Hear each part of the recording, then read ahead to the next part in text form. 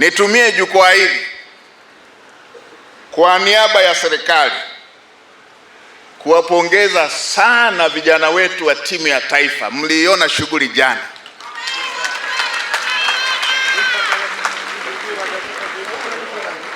Mmeona shughuli jana.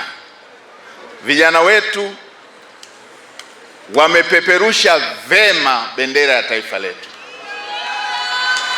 Wametetea vyema wimbo wa taifa letu. Wametuwakilisha vyema.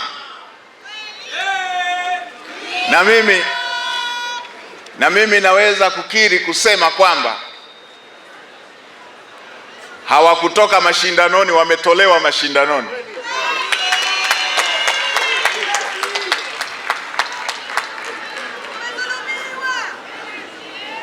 Mlivyoona na mimi nimeona hivyo hivyo. Na maoni yenu yanafanana na maoni yangu, hasa dakika za mwisho zile. Kwa sasa nitumie fursa hii kuwapongeza sana. Kwa niaba ya serikali tunawapongeza wizara, tunawapongeza wenyeji wetu waliowapokea kule, tunawapongeza taasisi zetu, shirikisho la mpira wa miguu la Tanzania na la Zanzibar, tunapongeza wizara, tunapongeza mkuu wa msafara, tunapongeza benchi la ufundi, na tunawapongeza vijana wetu waliovuja jasho.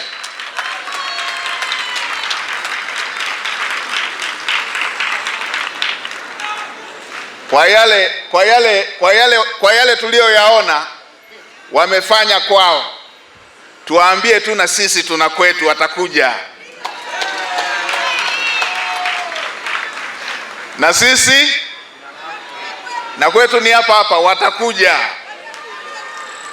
Tena sio mbali,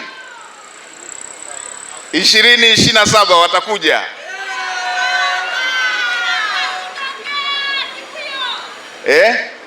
Vijana wanasema sisi ni people, tutakutana tu, watakuja.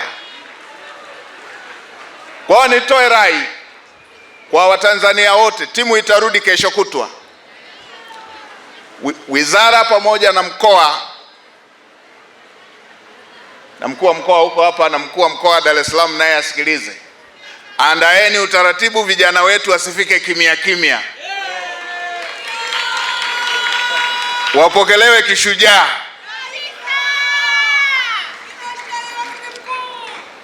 Na kwa kuwa tunatambua kwamba mwaka kesho watakuja, waheshimiwa viongozi wetu, Mheshimiwa Rais Daktari Samia Suluhu Hassan pamoja na Mheshimiwa Dr. Hussein Mwinyi wameshafanya kazi kubwa ya kuandaa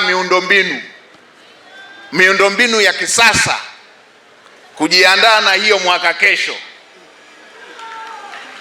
Sasa wizara za michezo pamoja na mashirikisho yetu TFF na ZFA, fanyeni kazi ya kuandaa timu.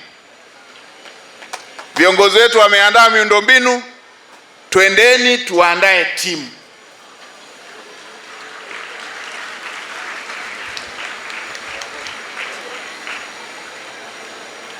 Ili watakapokuja tuwe tumejiandaa.